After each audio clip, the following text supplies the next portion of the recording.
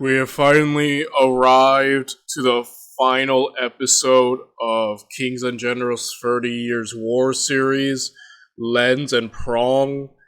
I don't know who's gonna win this war, guys, but so far the Imperials have kind of been getting wrecked by the French, Swedish coalition, so like I said, I'm not sure who's gonna win, what concessions are gonna be made, and I'm excited to find out, because like I said, with most videos and wars we go into, I know the outcome for the most part.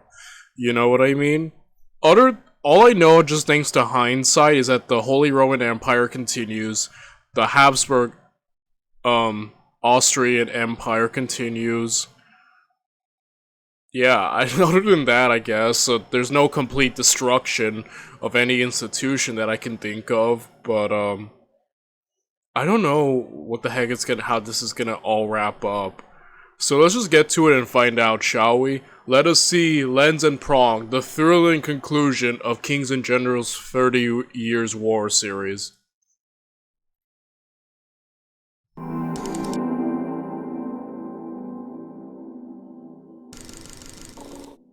We can't believe that this day is finally here, but today we're releasing the final episode of our series on the 30 Years' War.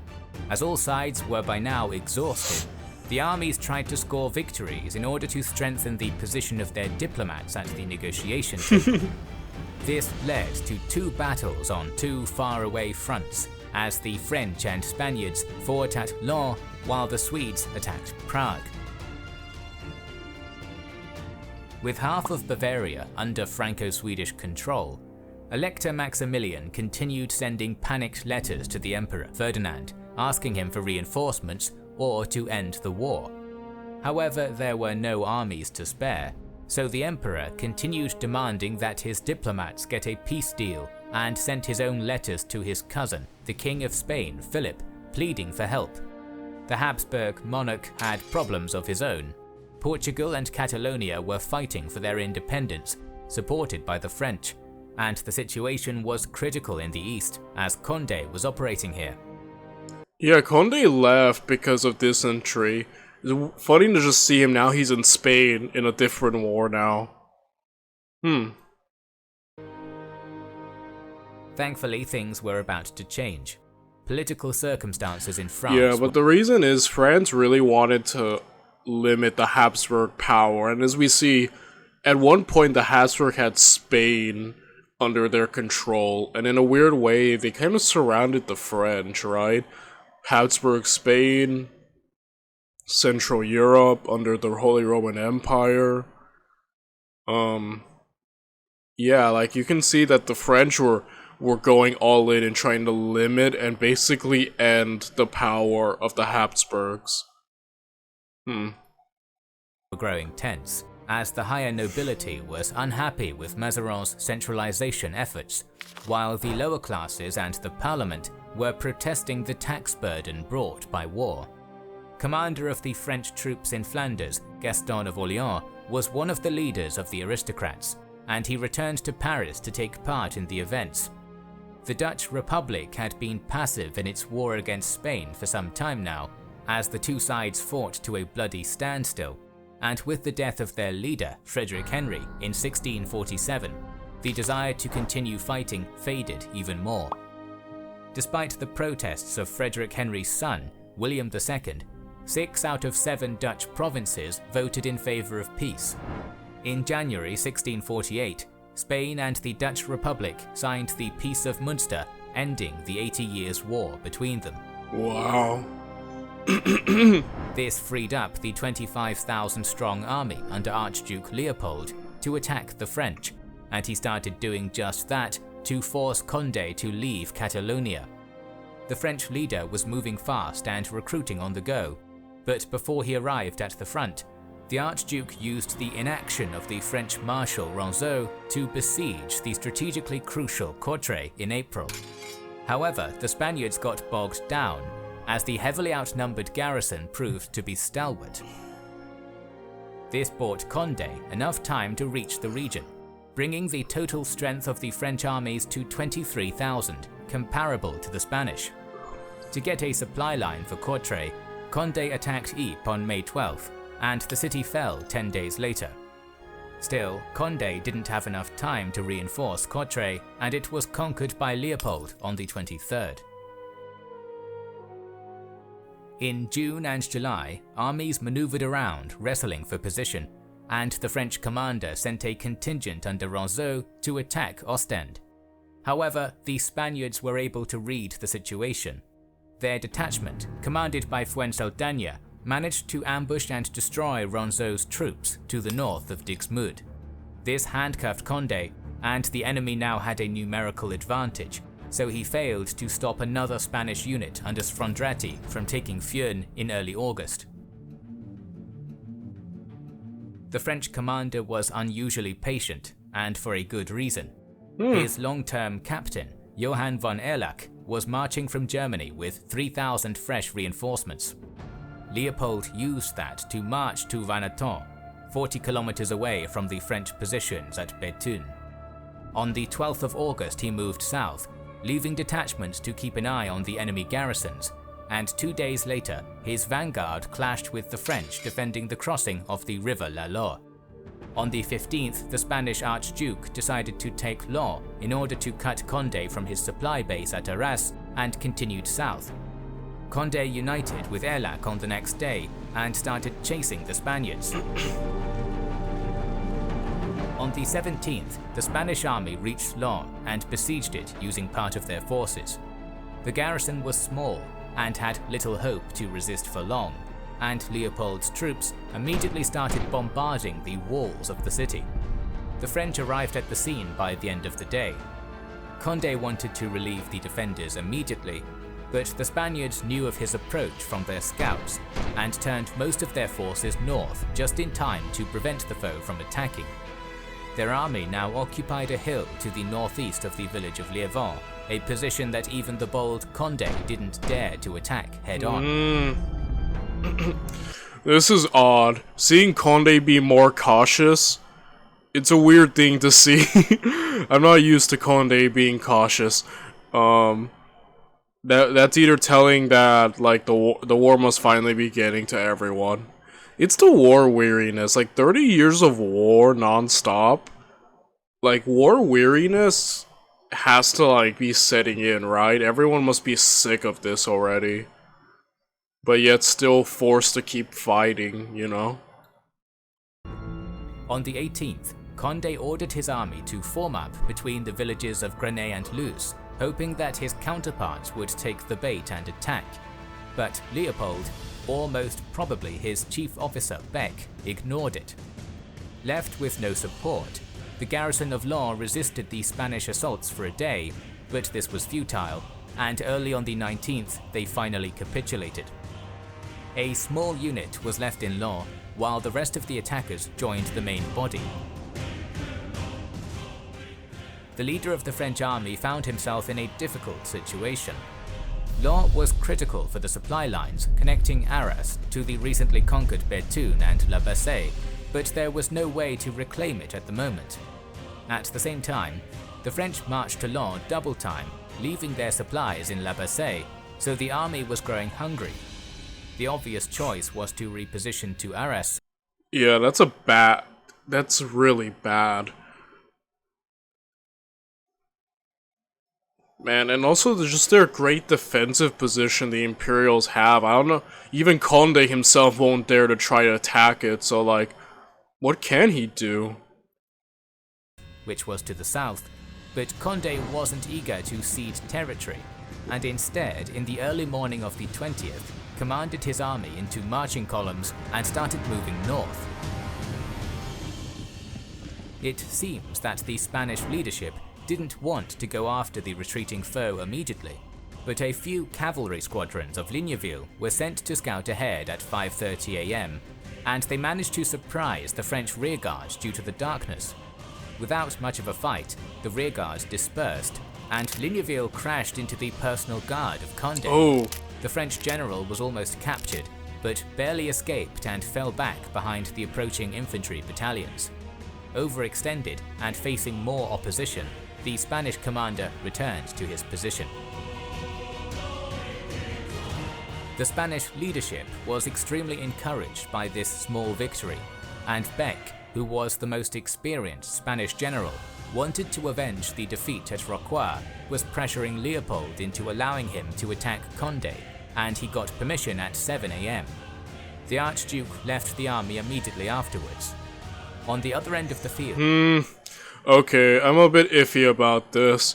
I mean, they were leaving already. They had basically the perfect defensive position that Condé wouldn't dare touch. And now they're leaving that to give battle. Which I imagine Condé would want, right? A battle?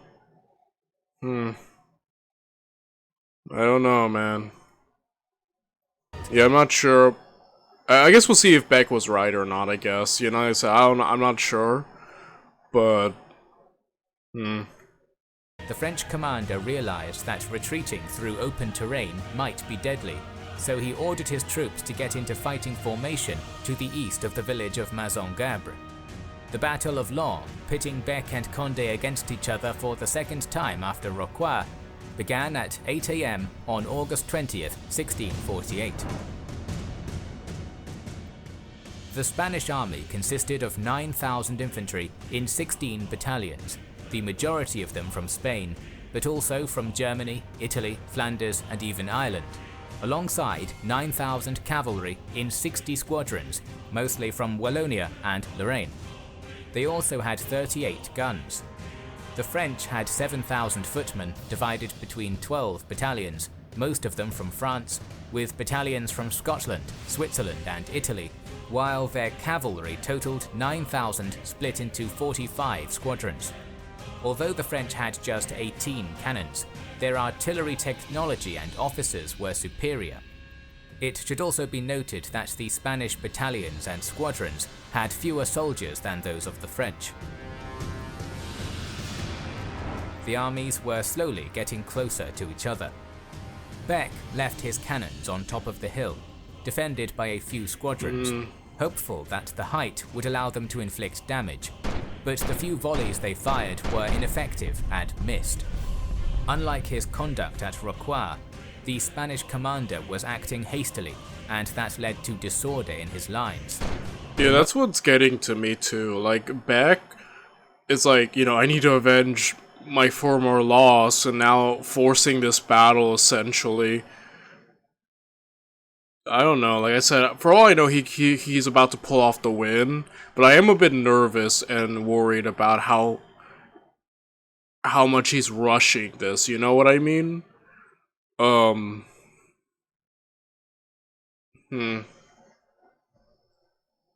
Mobile French cannons made the descent from the hill even more complicated, killing many. By the time the Spaniards reached their intended positions to the east of Grenay, their lines were in chaos. Beck commanded the centre, made up of 2 echelons, with 7 squadrons and 10 battalions in the first line, and 2 squadrons and 6 battalions in the second, most of the infantry in tertios. On the left he had Ligneville with 20 cavalry units from Lorraine in 2 echelons, while the right was made up of Bucquois' 27 Walloon squadrons in 2 lines. In contrast, Condé knew that both he and the enemy had no choice but to fight, so he wasn't in a hurry, and on a few occasions his troops stopped to even the lines. During one of these stops, the commander gave a short speech. "Friends, do you remember Rocroi, Fribourg, Nordlingen? You must win or die. You will walk in one line. You will retain your order of battle, no matter what." His artillery continued to soften up the opposition until the French made it to the designated position between Maison-Gabre and Loos. Gramont was the leader of 16 squadrons in 2 echelons on the left, while Gaspard de Coligny was leading the centre in 2 echelons with a mix of infantry and cavalry, and the 6th Squadron Cavalry Reserve behind it. Condé, who personally commanded the right, made up of 17 squadrons, noticed that the Spanish flank opposing him was in disarray, and immediately ordered his troops to attack. You know, part of me, Condé seems, like I said, more chill this time around than the previous times. I don't know, like, it's a bit weird to be seeing him in this different light. he definitely is coming across more chill and just I guess you could say calm in a sense, like you know what I mean? Like, I don't know, it's a very different side of Conde we've seen in this video as opposed to previous ones. But again, him capitalizing on a disunity that Beck has created through his hasty actions, pretty good. And again, the French cavalry has already been stated to be the best, so already, like, not facing them fully ready spells disaster if they don't hurry up and get ready, you know? At 8:30 am, the French were within pistol range, but suddenly stopped their advance. In this period, line battles were often decided by psychological matters. The unit who took the first volley was often exposed to enemy counterattack, and Conde managed to stop his soldiers from firing. The Lorrainers were first to blink, and although their volley did cause damage, the French took it in their stride and avenged their fallen comrades with a lethal charge. That's an interesting aspect of the war of battle that he just explained. Very psychological. I did not know that. Huh. And that goes to show just great discipline on Conde's side, right? Like, great discipline there.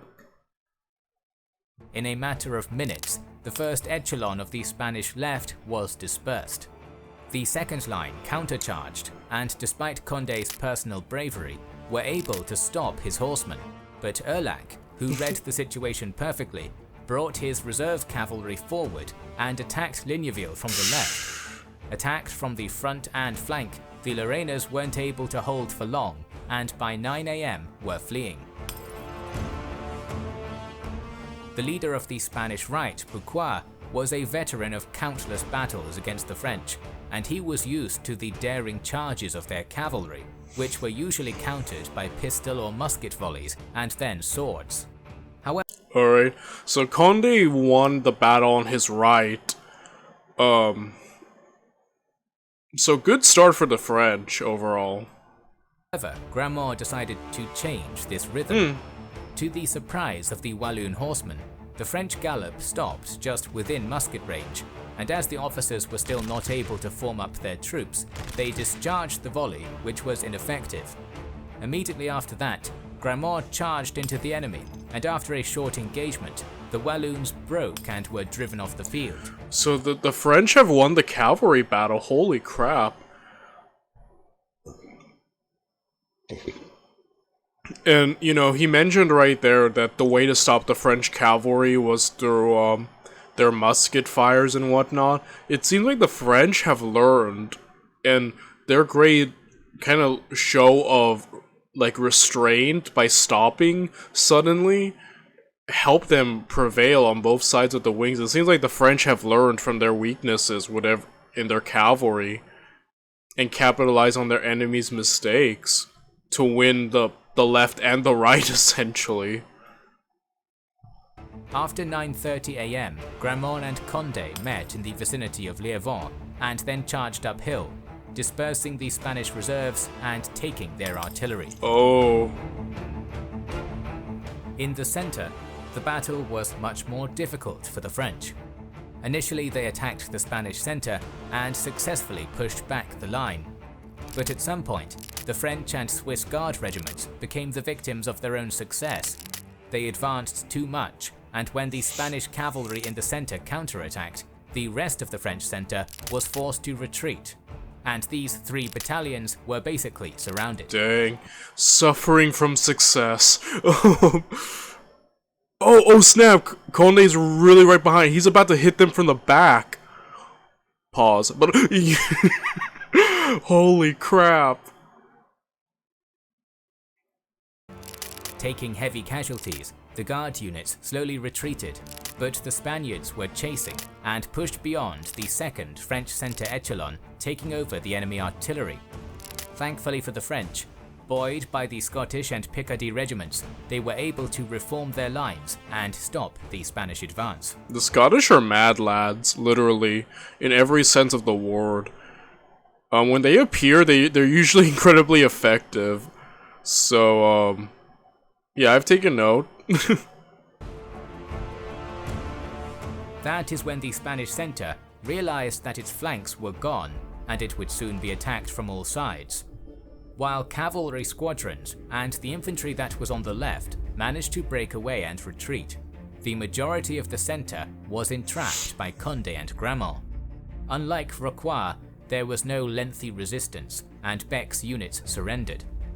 The commander himself was heavily wounded, and dude, Condé keeps getting away with it. This man just keeps winning. Like, I'm amazed by Condé. Usually, when I see very like sort of reckless people, you know, he's kind of infamous for his recklessness, at least early on.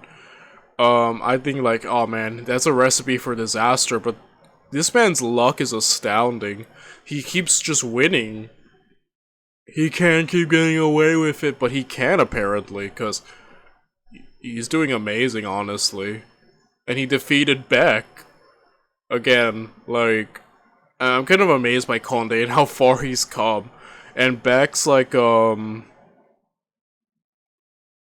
Beck was too hasty there, I think. And that really came to bite him in the butt.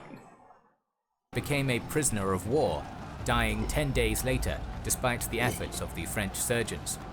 The Spanish losses were between 6 and 10,000, depending on the source, while the French casualties were around 3,000. This was the greatest victory Condé gained in his illustrious career, his Austerlitz and Breitenfeld. Wow. Some French chroniclers claim that his move to the north was a feint to draw the enemy from the defensible position. In any case, Condé and Gramont's talent. Yeah, if it was a feint, then he's a genius. But either way, like, his Austerlitz essentially, that's a great way to put it. But even if not, he's still beyond impressive, simply by like by pulling off that victory, you know? Erlach's timely attacks and the superiority of the French cavalry decided the fate of this battle. It seemed that nothing could stop Condé's conquest of the Spanish Netherlands, but events were transpiring back in the capital. Emboldened by the victory at Laon, Mazarin arrested the leaders of the parliament, and it backfired, as Paris did what it does best. The populace revolted, and the barricades rose in the streets, starting a 5-year insurgency called Fronde. Immediately, the nobles... A 5-year series of civil wars during which a loose alliance of nobles and the bourgeoisie tried to defy the Bourbon absolutism. Oh my gosh. So now France has fallen into another civil war. Oh no. Oh, that's bad. Attempted to use that to weaken the absolute monarchy and demanded the Estates General to be called. The situation became so volatile that the 10-year-old Louis XIV, his mother and Mazarin were forced to leave the city. Mazarin immediately ordered his diplomats in Munster to finalize the negotiations, while Condé was asked to march back and take Paris from the rebels. Rulers always try to use military force to strengthen their diplomatic positions, and this war was no different. So Sweden was looking for its own massive victory to get a better deal from the emperor. As we mentioned before, Königsmark was sent towards Bohemia to reinforce the Swedish forces under Prince Charles Gustav. Things were improving on this front for the Swedes for some time, as most of the imperial forces were concentrated in Bavaria, while the imperial commander in the region, Gallus, became too ill to lead the army and was dismissed in late 1647, allowing Carl Gustav to send a portion of his army under Wittenberg to take over parts of eastern Bohemia and the Moravian capital, Olomouc. On top of that, Emperor Ferdinand's marriage celebrations and the news that peace was almost concluded somewhat relaxed the tired imperial forces. In late July, en route to assist Wittenberg, Königsmark had another encounter with Ernest Odowalski, a former imperial colonel dismissed without payment and now keen to have his revenge. Odowalski told the Swedish commander that the defences of Prague were lax and the city was ripe for the taking. Königsmarck had only 3,000 troops under his command, but he thought that would be enough, as the majority of the Prazens were Protestant, and he thought that they would be eager to get rid of the emperor's Catholic yoke. In reality, the Czechs loathed the conduct of the Swedish troops during the previous campaigns in their country, and now saw the emperor as the guarantor of peace and stability. Königsmarck's first moves didn't help.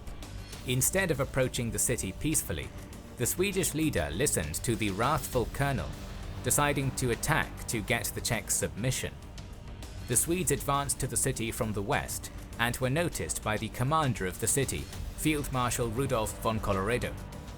Part of the 2,000-strong garrison was ordered to reinforce the western walls of the city.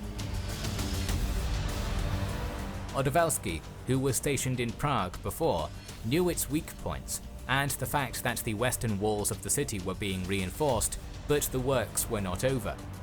The construction rubble, left under the northwestern corner of the wall, made scaling possible, and Odowalski, accompanied by his 100 men, did just that under the cover of darkness at 2 AM on July 26th. The defenders were still unaware, so the colonel divided his unit into two groups and took over the bastions to the left and the right of this portion of the fortifications. He then rushed south and attacked the guards of the Strahov monastery gate from the rear, and opened the gates for the cavalry of Königsmarck. Oh my gosh. That is when the garrison finally realized that the city was under attack. Colloredo sent his second-in-command, Schmidt, to learn what was going on, but he was killed in Pohjogelets. Some of the guards attempted to defend in the area, others decided that it was time to leave the western portion of the city, but neither group succeeded, as the Swedes were able to take over the Mans and Charles bridges. Most of the defenders were cut down, and although Colloredo lost as much as half of the garrison, he managed to get on a boat and cross the Vltava River. Fortunately for him, the portion of the city the Swedes just occupied was full of riches, as the gifts nobles were sending were collected there, which meant that for 2 days the attackers were only interested in looting. That gave the field marshal an opportunity to create defences on both bridges, call for the citizens to take up arms, and ask the nearby imperial forces for reinforcements. Students of the universities, priests, and other locals flocked to his banners, and more regular troops under Field Marshal Puchheim arrived, bringing the total number of the defenders to at least 5,000. Although taking the western portion of Prague was a feat of bravery and a great... Certainly, but like with the way the enemy is like mobilizing the people and the reinforcements coming, like this is something that needs to be done quickly, right? Meanwhile, the Swedish had impressive, by the way, that they managed to take western Prague, but if they're not quick enough, they're about to be driven out. Like their situation doesn't seem like stable. You get what I mean? So, yeah, I could see a counterattack easily hitting them since they're distracted now with the wealth and the looting. Victory, the lack of discipline and looting didn't allow Königsmarck to conquer the whole city. With his mostly cavalry army, he had almost no hope of taking the bridges, and even though he captured the imperial cannons, he could only use them to shell the city, as he needed the bridges intact. This shelling caused some casualties, but not nearly enough to break the resolve of the defenders. In another example of historical irony, the Czechs, who started the active phase of the 30 Years' War by defying the emperor, were about to fight in the final battle of the conflict on his side. Yeah, don't you just love irony, man? That just kind of tells you just how wild this war has been, right? All over the place. On the 30th, a 5,000-strong Swedish corps under Wittenberg arrived from the east, putting pressure on the defenders and forcing them to divide their forces. Shelled from the western side of the Vltava and attacked from the east, the Czechs still managed to defend and inflict casualties on Wittenberg. Königsmarck attempted to use his paltry number of infantry to cross the bridges, but this too failed. Seeing that not much could be achieved, on August 4th, Wittenberg and his troops left the area around the city to raid the countryside. By now, Emperor Ferdinand had learned of the siege of Prague and ordered his diplomats to get a peace deal with the Swedes as soon as possible. That wasn't helpful for the Czechs, as their supply situation was deteriorating, which meant that foragers had to be sent out of the city. This wasn't safe, and in one such foraging mission, Puchheim and a few hundred of his troops were defeated by Wittenberg in the open field. The relative lull, interrupted by the Swedish guns from time to time, continued until October 4th, when Wittenberg returned and besieged the northeastern portion of the walls once again. This time he was joined by his superior, Charles Gustav, who took position to the south and southeast with his 6,000, bringing the total of the attackers to 14,000, which meant that they now had the decisive numerical superiority. For the next 20 days, the Swedes attacked the city from 3 sides, managing to destroy the eastern walls in 3 places. The troops were sent to penetrate the city through these gaps, but the Czechs stood tall, wreaking havoc on the attackers. It was clear that this couldn't continue for long. The Swedes were gaining ground, and new portions of the wall were being wrecked. Still, to avoid more casualties, the Swede prince decided to start negotiations with Colloredo, promising that the garrison would be allowed to leave the city and the citizens would be unharmed. A back and forth followed, as the imperial leader was trying to buy time.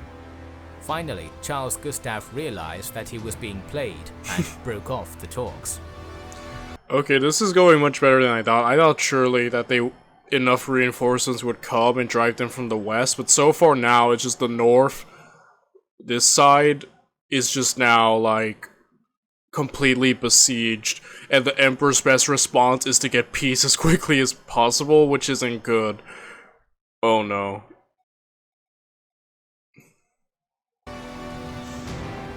On the 24th, the Westphalian peace treaty was signed, but neither side knew about it at the moment. Oh no. So on the next day, another general assault was ordered. Once again, the Swedes were able to punch through in the area between the Horse and Mountain gates. 6,000 elite Swedish footmen kept in reserve were then commanded to enter the city. They were initially successful, pushing the defenders back, but the narrow front gave the Czechs an opportunity to counterattack the enemy, and the Swedish assault was stopped around the second line of makeshift fortifications. Finally, on the 26th, both the Swedes and Colloredo were informed about the peace. On paper, Charles Gustav had to lift the siege of the city, but he pretended to be oblivious. 4 days later, the prince— Oh no, that's bad. You know what? He's like, well, since peace has been made, I might as well just get, like, one final victory, take this city, but, like, oh, that's dangerous, man. Offered a surprised Colloredo a chance to surrender, but was refused yet again. His troops were sent forth to attack the city, but this attack was half-hearted and didn't even advance beyond the walls like the previous ones. On November 5th, the Swedish commander learned of the approaching imperial forces under Piccolomini and concluded that it was time to stop feigning ignorance. The siege was lifted, and the Swedes left the vicinity of Prague with hefty loot. Nonetheless, the gallant defenders of Prague entered into history and probably prevented the Swedes from getting even more from the peace treaties. That was a great resistance there. Kind of amazing that was the end, huh? Of the entire conflict. Still though, like, it's interesting that it is kind of beautiful that it all ended there. And, you know, where it kind of began for the most part. And that was the end of that. Again, great defense from Prague. But what was the Peace of Westphalia? As we mentioned previously, Diplomats were negotiating in the cities of Osnabrück and Münster for some time in the first ever example of a peace conference. As these cities were in the region of Westphalia, the documents signed on October 24, 1648 became collectively known as the Peace of Westphalia. According to it, the resolutions of the Peace of Augsburg of 1555 were confirmed, meaning that every prince of the Holy Roman Empire was allowed to change the denomination of their own state and choose between Catholicism, Lutheranism, and Calvinism, while the Christians of all denominations were allowed to worship according to their faith. All the signee countries agreed that the usage of mercenaries and privateers was an extension of their foreign policy. France and Sweden were declared the guarantors of the execution of the peace treaty, which meant that they could intervene in imperial affairs whenever they wanted. The old Swiss Confederacy, who leveraged its neutrality, and the Dutch Republic, who won a bloody the Swiss and their neutrality, right? 'Cause they're kind of famous for that. Wow. war against Spain, were declared independent and outside the boundaries of the Holy Roman Empire. France was given the cities of Metz, Toul and Verdun in Lorraine, and 9 out of the 10 major cities in Alsace, save for Strasbourg, and this set up centuries of warfare between French and German polities, eventually leading to the World Wars. Sweden received 5 million thalers of compensation, as well as part of Western Pomerania, Wismar, Bremen and Verden, while Gdansk was returned to Poland-Lithuania. Brandenburg Prussia received Eastern Pomerania, but the border between the two Pomeranias was not determined, leading to future conflicts. Bavaria retained its vote in the Electoral College, but the new Prince Palatine Charles I Louis got the western portion of his family lands back, along with receiving the 8th vote in the Electoral College. Free trade was implemented on the River Rhine. The war between France and Spain wasn't concluded, despite all the efforts of the emperor, meaning that Spain was now fighting France on its own, which weakened the Habsburg alliance. The 30 Years' War was one of the bloodiest up until then, causing the death of at least 8. You know, I was wondering what exactly the goal of some of these nations were, like Sweden and France, and now my question has finally been answered. It seemed like the Holy Roman Empire got the worst of it, which makes sense. They were on the back foot the entire time, practically, but losing territory like the Swiss, Sweden, you know, it seems like they got weakened. At least that's what I'm getting from this. At least they get to continue existing, but they did lose some territory and whatnot. Million people, most of them in Germany, but it didn't solve the issues that haunted both the Holy Roman Empire and Europe at large, and that led to the continuation of conflicts all over the continent. We're planning to eventually cover every major conflict of this era, so make sure you are subscribed and have pressed the bell button. Please consider liking, commenting and sharing, it helps immensely. Our videos would be impossible. So yeah, that was the end of the series. I have to say that I loved it. This was the twists and turns I love. Sometimes when I come into something ignorant, like I said, I didn't know what the outcome would be. I didn't know any major players. I was completely ignorant of the 30 Years' War. And now leaving it, I'm just so happy that I learned about it, you know? This was just a great series, and I just love seeing all the twists and turns and all these new people that I didn't know about now that I do. This was great. And overall, yeah, probably one of my favorite Kings of General series now. And, yeah, I don't really have much else to say. And I'll end the video right here, I suppose, because tomorrow we're gonna try to start something new. I'll see you guys tomorrow.